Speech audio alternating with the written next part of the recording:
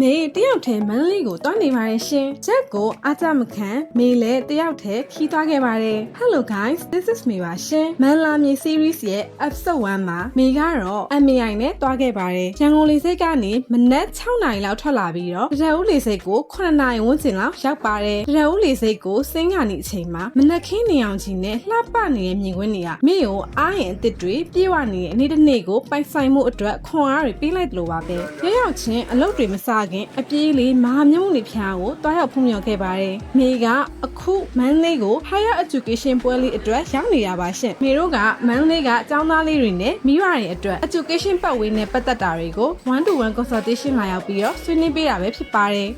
။ကဲမေမနက်ဖြန်ပွဲအတွက်လိုအပ်တာတွေပြင်ဆင်လိုက်ပါအောင်မယ်